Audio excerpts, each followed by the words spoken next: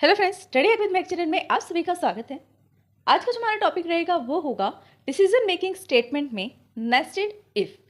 Nested if क्या होता है, कैसे इसका यूज़ करते हैं, क्या इसका सिंटेक्स रहेगा, चलो ईच एंड एवरी पॉइंट यहाँ पर हम डिस्कस करेंगे। तो चलिए फटाफट से वीडियो को स्टार्ट करते हैं और देखते हैं nested if decision making statement in Java programming.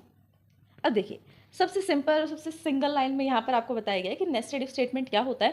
देखो, लिखने के लिए तो आप कुछ भी लिख दो, थ्योरी है, थ्योरी में आप अपने अकॉर्डिंग जो आपको समझ में आ रहा है और आपको लगता है कि इस पर्टिकुलर सिंटेक्स की लैंग्वेज आपको याद हो रही है, समझ में आ रही है, वो लिख सकते हो आप। ठीक है, कुछ भी लिख सकते हैं, बट उसका कुछ मीनिंग होना चाहिए और जो आप लिख रहे हैं वो सही होना चाहिए। सिर्फ दो चीज़ मैंडेटरी होती है। तो अब यहाँ पर वो सिंगल वर्ड में लिखा गया है, सिंगल सेंटेंस में, कि नेस्टेड इफ क्या होता है। इफ स्टेटमेंट में कंटेन वन और मोर इफ स्टेटमेंट। सिंपल है, कोई ज़्यादा इसमें बड़ी बात नहीं है, बहुत सिंपल से स्टेटमेंट है। ये कह रहा है कि अगर किसी स्टेटमेंट में एक या एक से ज़्यादा इफ कंडीशंस होती हैं, उसे हम नेस्टेड इफ बोलते हैं। क्या बोल रहा है ये? इसने बोला इफ स्टेटमेंट में कंटेन, अगर कोई स्टेटमेंट कंटेन करेगी, क्या कंटेन करेगी? वन और मोर इफ स्टेटमेंट, एक या एक से ज़्यादा इफ स्टेटमेंट को, तो वो नेस्टेड इफ कहलाएगी। अब जो ये नेस्टेड इफ स्टेटमेंट होती है, ठीक है, इसको लिखने का सिंटेक्स क्या रहेगा? सबसे पहले आप ये देखिए कि आप एक इफ के अंदर जब दूसरा इफ लिखते हैं, नेस्टेड इफ, अभी इसने बोला ना वन एंड मोर, तो वो ये कह रहा है कि अगर आप एक इफ के अंदर कोई कंडीशन लगाई आपने, उसी के अंदर आप दूसरा इफ लगा के एक और कंडीशन लगा रहे हैं, ठीक है, वो कंडीशन फुलफिल होगी या नहीं होगी, यहाँ पर चेक होने के बाद जो ये फर्स्ट वाला इफ है, इसका एल्स लगेगा। समझ में आया?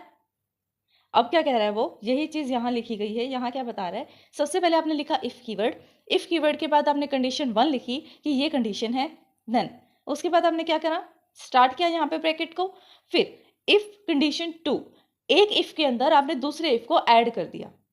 क्या किया? एक इफ़ के अंदर आपने दूसरे इफ़ को ऐड कर दिया। फिर जैसे कि इसका मतलब ये होगा कि सबसे पहले आपने जो इफ़ बनाया है, जिसके अंदर कंडीशन वन है, जो भी आपने इफ बनाया है, इस इफ के अंदर जहाँ कहीं पर भी कंडीशन वन है, ये कंडीशन वन चेक की जाएगी। ये कंडीशन वन चेक की जाएगी। अगर कोई ये कंडीशन वन ट्रू हो जाती है, फॉल्स हो जाती है, तो यहीं से एग्जिट हो जाएगी, यहीं से एग्जिट हो जाएगी। अगर ट्रू हो जाती है, ठीक है, तो ट्रू होने के बाद क्या होगा, इफ के अंदर की जो स्टेटमेंट है वो एग्जीक्यूट होगी। अब जैसे ही कंपाइलर अंदर गया, उसने देखा कि अंदर तो एक और इफ कंडीशन है, कंडीशन नंबर टू, तो इसका मतलब ये होगा अगर फर्स्ट वाली कंडीशन ट्रू होगी, सिर्फ तभी हम सेकंड कंडीशन के पास पहुंच पाएंगे। ठीक है, अब अगर ये दोनों कंडीशन ट्रू हो जाती हैं, ठीक है, देखो फर्स्ट कंडीशन ट्रू हो गई तभी हम अंदर आ पाए। इसका मतलब है कि अगर आपको इसके अंदर जो भी स्टेटमेंट है उसको प्रिंट करवाना है या एग्जीक्यूट करवाना है, तो इस पर्टिकुलर कंडीशन का ट्रू होना ज़रूरी है। अगर कोई एक फॉल्स हो जाती है तब भी आप एग्जिट हो जाएंगे यहाँ से, तब भी आप इस पर्टिकुलर इफ से, जो जहाँ पर सेकंड कंडीशन है ना, इस पर्टिकुलर इफ से एग्जिट होकर, अगर फर्स्ट वाले इफ पे कोई और कंडीशन होगी तो उसे एग्जीक्यूट करेंगे, नहीं है तो डायरेक्टली एग्जिट होकर आप एल्स पार्ट पर पहुंच जाएंगे। इतना समझ में आ रहा है? फर्स्ट कंडीशन आपने इतनी मेहनत करी, ट्रू करी, ठीक है, अगर सेकंड कंडीशन एक पल को आपकी फॉल्स हो जाती है तो आप डायरेक्टली एग्जिट हो रहे हैं वहां से। अगर कोई कंडीशन है यहाँ पर, कोई और स्टेटमेंट है, तो एग्जीक्यूट हो जाएगी, लेकिन जो अंदर वाला इफ है, इंटरनल वाला जो इफ है, ये एग्जीक्यूट नहीं होगा। क्यों नहीं होगा? जस्ट बिकॉज उसकी कंडीशन जो है वो फॉल्स हो गई है। अगर कंडीशन वन ट्रू हो गया, कंडीशन टू भी ट्रू हो गया, जो स्टेटमेंट वन है वो एग्जीक्यूट हो जाएगी। अगर ऐसा है कि कंडीशन वन ट्रू है, कंडीशन टू नहीं है, तो स्टेटमेंट प्रिंट नहीं होगी। अगर ये फर्स्ट ही ट्रू नहीं है, कंडीशन वन ही ट्रू नहीं है, फॉल्स है, तो आप अंदर तक चेक ही कैसे करोगे? वो तो वहीं से एग्जिट कर जाएगा, भी फॉल्स है, अंदर मैं चेक ही नहीं करूंगा। कहाँ पहुंच जाएगा? एल्स कंडीशन पर। अब एल्स क्या करेगा? स्टेटमेंट टू को ऑटोमेटिकली प्रिंट कर देगा, क्योंकि फर्स्ट वाला काम तो हुआ नहीं, तो सेकंड ऑप्शन तो उसको चूज करना ही पड़ेगा, नो अदर चांस। अभी आपने देखा, जो सिंटेक्स था उसका आपने भी सिर्फ फर्स्ट पार्ट देखा है, इफ वाला पार्ट देखा है। अब यहाँ से आपका एल्स पार्ट स्टार्ट होता है, ठीक है, एल्स पार्ट में भी सेम रहेगा।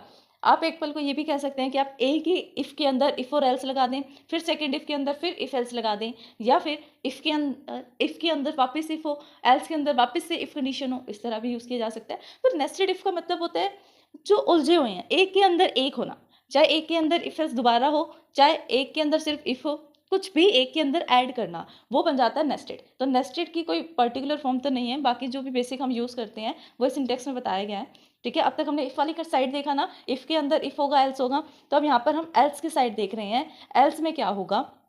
अगर एक पल को इफ़ की कंडीशन 1 फॉल्स हो गई या ट्रू भी हुई हो या कुछ भी, सेकंड कंडीशन तो ऑटोमेटिकली अगर फॉल्स हो जाएगी अगर 1 फॉल्स है तो, ठीक है।